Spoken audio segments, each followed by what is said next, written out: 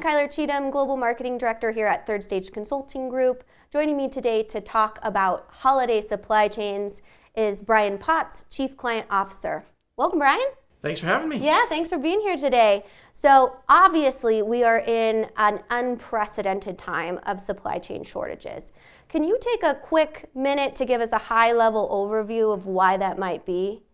Sure, and I'll back up. I think unprecedented, we've been using that word for a long time. This started via COVID and it's built up. So this isn't a sudden thing. This is nothing we're new of. It started with the whole toilet paper deal 2 years ago. We're still finding shortages due to a number of constraints, resources. Global supply chains is really what's driving it. Inaccessibility to materials and subparts and components. Think of it if you're putting together any item that takes multiple pieces to put together. If one of those pieces is missing, you can't get your completed item. So that look at cars, look at any of the computerized items. That's what we're facing. Gotcha. And do you feel like this build will continue throughout the holiday time frame? It as a global view, it's not going to just disappear. Right. I guess will it become more severe? I think in certain industries it absolutely will. Those areas that are currently strapped and pressed more by the holidays, think gifts, think turkey, think other food items, think family get-togethers, travel. Look at the recent airline issues. Right. Those types of things, not any one in particular, but those types of scenarios are going to get worse. And the difficult part is predicting those. Right. Absolutely. So in talking about predicting, or maybe predicting is the right word, but forecasting the best you can, are there tips or strategies that you can put into place as an organization to kind of forward think any of that blockage within the supply chain?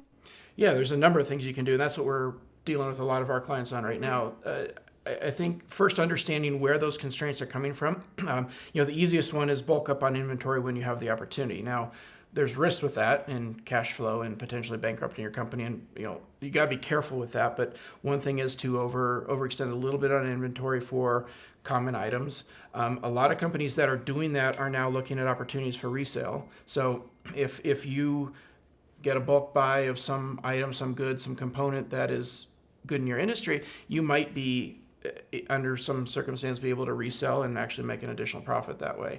So that's just one way to think of it if you're bulking up. But generally, over purchase a little bit, being cautious with cash flow. Now, like I said, there's risk with that. So instead of going down that road, the other options are to use technology and using forecasting. There's a lot of artificial intelligence uses for helping identify potential supply chain constraints. And we've seen this even in terms of weather readings and mapping radar to transport availability and things like that. There's a lot you can do, and I'd recommend talking with your provider, your consulting firm, and looking at options to better utilize technology as you come into the holidays and even into next year.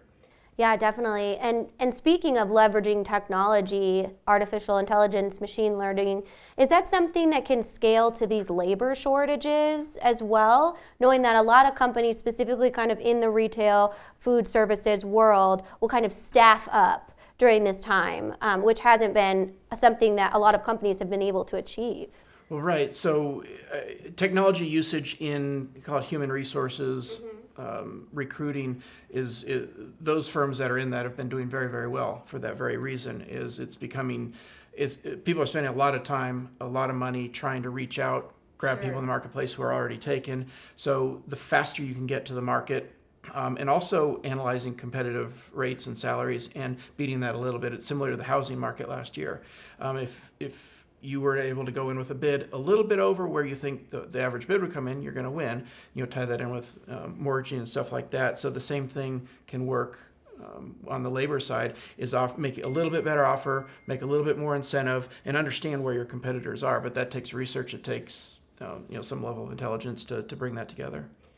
In talking about labor shortages and all of the different avenues you just described, is there an opportunity to leverage consultants within labor shortages, especially in going into a high volume time frame like the holidays? Well, absolutely. Now, keep in mind the consultant market is under the same pressures. So from third stage, we're getting more and more companies reaching out for help. But we do generally have more availability than a company that's already strapped. So Right. I would try to look a little bit ahead, meaning if you're going to need somebody to fill in December, you should be looking now. You should be not wait to call a week or so before. And we're seeing a lot of that, companies reaching out saying, we need a new software. Can you start next week? Well, it takes a lot of maneuvering to do that. Sometimes we do, sometimes we can't. But if you can foresee the need for that, start early. Right, that makes a lot of sense. So when it comes to the different places in that, say, like third stage consultants can come in and fill, what would that look like for an organization? So you identify where you need the help. Now, sometimes that's where we need to help you with is you've got Right. shortage. A lot of times it comes to reorganization, meaning you've got people with certain capabilities, maybe spanning them out in different areas.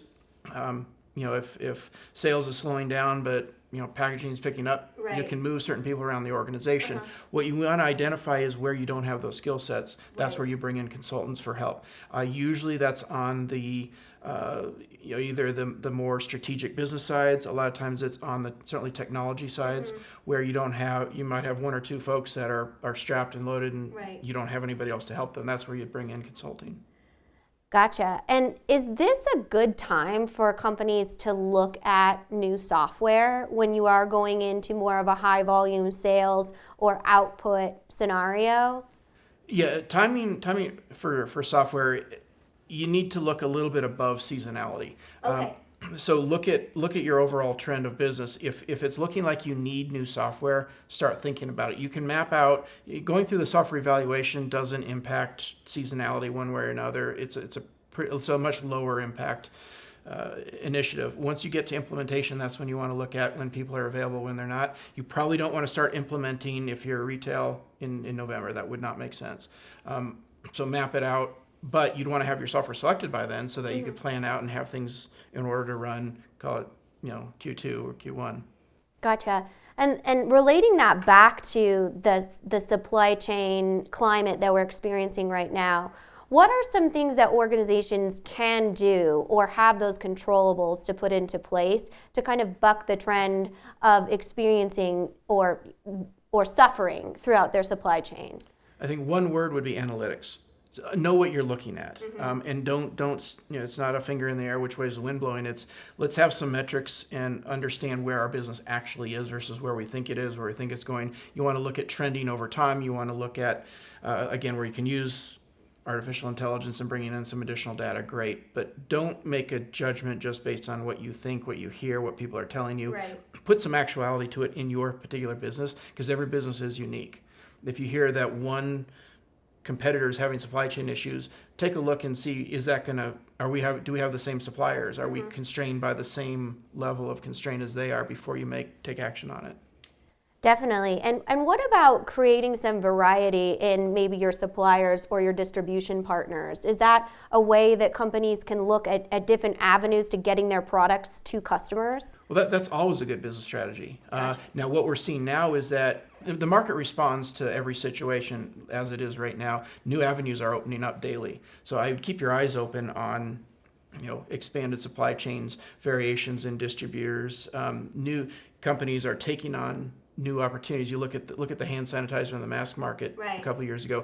All of a sudden, people who had the capacity and the technology in place to move their product lines did. Same thing's happening in all aspects of business. So, yes. Yes, you should do that. So knowing that a lot of companies, especially bigger organizations, often have exclusive distribution type of contracts or things like that might really experience that trucking shortage or their product being on barge boats outside of global ports.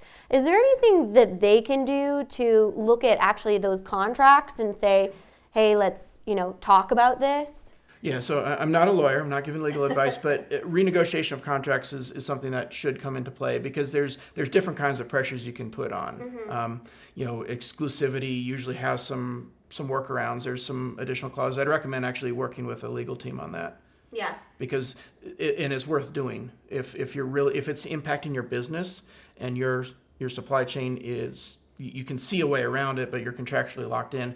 There's usually some degree of leverage that you've got. Gotcha.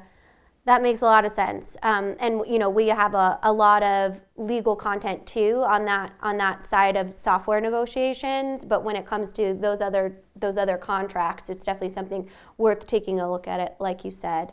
I want to shift gears a little bit and talk about the supply chain and the customer experience, and how that is kind of reflected throughout this entire process. So when you are a business, how do you make sure that you are optimizing your customer experience when you're having a hard time getting raw materials or getting your product in their hands? So communication is key. Customers generally can understand when businesses are having problems, but when businesses don't tell them that there's a problem and the customer has to figure it out, then you've lost a customer. Right. So the trick for most consumer-facing businesses is be upfront with your clients. You don't want to over-exaggerate, because then they're going to say, oh, well, you can't help me, I'm going to shift direction. Mm-hmm. But you've got to be accurate to the degree that you can, and share assumptions. Say, here's what we're facing right now. We've all received the email saying orders are backed up. Apologize for this. Ships are still stuck in port in China for a number of different areas. If you're communicating that with your clients, they'll generally understand. Yeah. Because they're not, they might find a one out. What a lot of customers are doing when it's a necessity buy, diapers, something like that. Mm-hmm. They're going to go to the more expensive option for the short term. But you can still keep them as a client. Let them know when things are opened up. Give them your current lead time, and open that communication. We recommend doing that. Again, technology can help through that, bringing in the AI for the accuracy of the forecasting, but your CRM, marketing automation tools, and setting up some campaigns so that you're getting the message out as it's accurate. Yeah, you touched on something that's really interesting to me, and just is costs or inflated costs right now. Is that something a business can leverage, in the fact that maybe it could get higher quality raw materials from a different supplier or something like that, and knowing that a lot of times the consumer is willing to absorb that cost increase? Well, and again, it goes back to analytics. Mm-hmm. Yes, in general sense, but you need to know every industry is different. A lot of times commodities, you don't have the leverage to increase any percentage. There's enough options out there. There's consumer intolerance to some degree, but when it's a specialty buy, talking gifts for kids over the holidays, there probably is some opportunity there. Yeah. And when we talk about like travel specifically, obviously one thing as consumers that we have little control over is something like gas prices. How is that something that's affected throughout the supply chain or influenced inflation? Well, those costs are usually translated into goods or services costs, whatever those are. Businesses struggle when they don't account for those accurately, and it comes after they've billed the client. Then they realize what the costs were. Then they're short, and that causes issues. So again, getting back to having accurate analytics, tool sets in place to predict and run your actual cost before pricing goes out, or billing, however you structure that. So it sounds like predictive analytics is king. That's a good summary.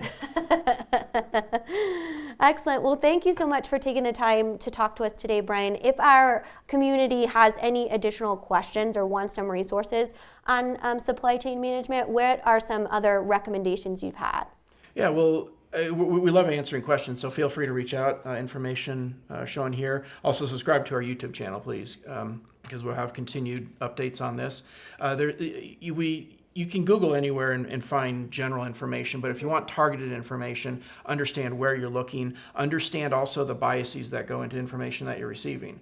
Everybody's got something behind what they're putting out there, so just understand what you're reading before you read it, or as you read it. Yep. Excellent. All great points. Well, thank you so much again for being here. And as Brian said, please subscribe to our YouTube channel for more information. We put out new videos every Monday, Wednesday, and Friday.